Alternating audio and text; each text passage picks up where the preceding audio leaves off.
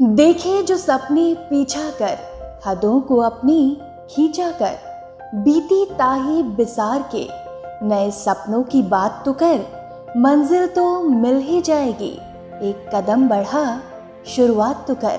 जो कभी half pant में मटमैला बूशर्ट पहनकर पैरों से धूल उड़ाते हुए अपने पशुओं को चराते थे, जिनके मस्त मगन दिमाग में बस सबके साथ घंटों खेलते रहने की ही धुन सवार रहती थी, जिन्होंने अपने परिवार के साथ 22 साल के संघर्ष में काफी कुछ सीखा था, जिनके माता पिता खेती किसानी करते थे।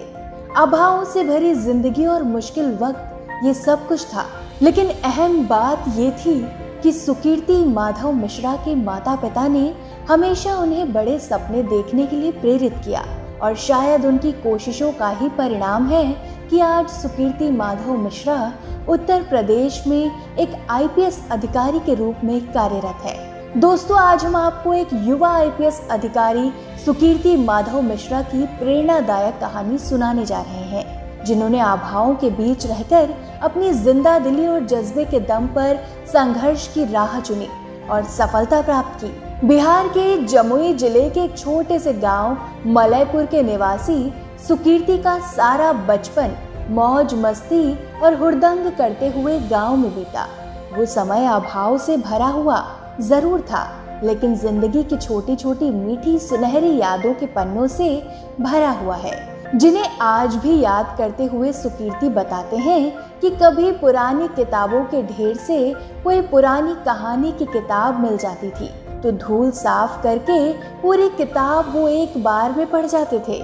कभी नंगे पांव कटी पतंग के पीछे भागते, कभी कभी गौरैया का पीछा करते, गांव के तालाब में मछली पकड़ते, बेर तोड़ते, बाबा के लिए खेत पर कलेवा लेके जाते और मौका मिलते ही ट्यूबवेल में नहाने के लिए घुस जाते थे। किताबों का झोला लेके स्कूल जाना और वहां बोरे पर बैठना और बस स्कूल की छुट्टी वाली आखिरी घंटी बजने का इंतजार करना। गांव में भीषण गर्मी में खुले आसमान के नीचे तारे गिनते हुए सोना, बारिश में भीगना और खेलना, ठंड में पुआल की गर्मी में बिस्तर बना लेना और उनींदी रातों में बड़े बड़े सपने देखना। ऐसा खुशनुमा बचपन तो बीत गया, क्योंकि मन में कोई लक्ष्य तय नहीं था और देखते ही ग्रेजुएशन फिर एमबीए भी पूरा हो गया।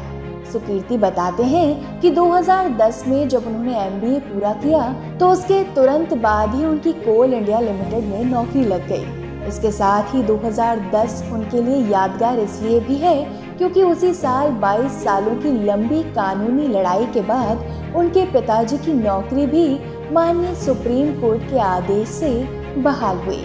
सुकीर्ति कहते हैं कि बिहारी होने के कारण उन्होंने सिविल सर्विसेज के बारे में बहुत कुछ सुन रखा था। उनके पिताजी भी हमेशा से ये चाहते थे कि सुकीर्ति यूपीएससी की परीक्षा दे और लोक सेवा के क्षेत्र में अपना करियर बनाए, लेकिन सुकीर्ति, जिन्होंने हमेशा मौज मस्ती में जीवन जिया था, वो अपने आप को औसत छात्र मानते थे और इसी के कारण हमेशा इस कठिन परीक्षा के सफर से दूर रहने की कोशिश करते थे। वो खुद को जितना आंकते थे, योग्य मानते थे, उस मुताबिक एमबीए के बाद कोल इंडिया लिमिटेड की नौकरी उनके लिए काफी थी। उनका मानना था कि बस यही बेहतर है। वो खुश थे और इसी तरह दिन, महीने और कुछ साल बीत गए, लेकिन कहीं कुछ तो ऐसा था जो उनके मन में चुभ रहा था। कई सवाल मन को अशांत बनाए हुए थे। क्या मुझे कहीं और होना चाहिए? क्या मैं कहीं और बेहतर कर सकता हूँ? क्या मैं जिंदगी को और सार्थकता दे सकता हूँ? क्या मुझे सपने देखने चाहिए?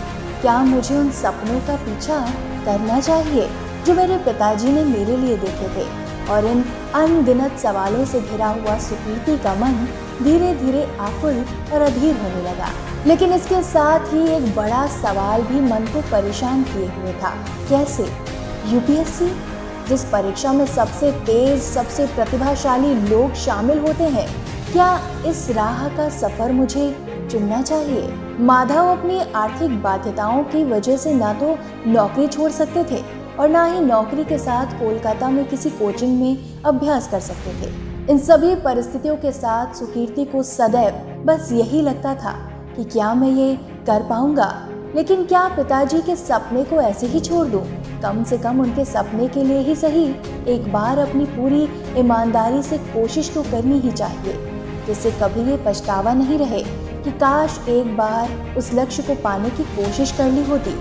और इन अनगिनत सवालों की उधेड़-बुन के साथ सुकीर्ति माधव ने अपने सिविल सर्विसेज की परीक्षा की यात्रा की शुरुआत की। बस अब क्या था, लक्ष्य तय किया जा चुका था और सुकीर्ति ने भी पूरी जी जान व जोशो खरोश के साथ तैयारी शुरू कर दी। हर एक गुजरते दिन के साथ माधव का निश्चय और अधिक दृढ़ और मजबूत होता गया।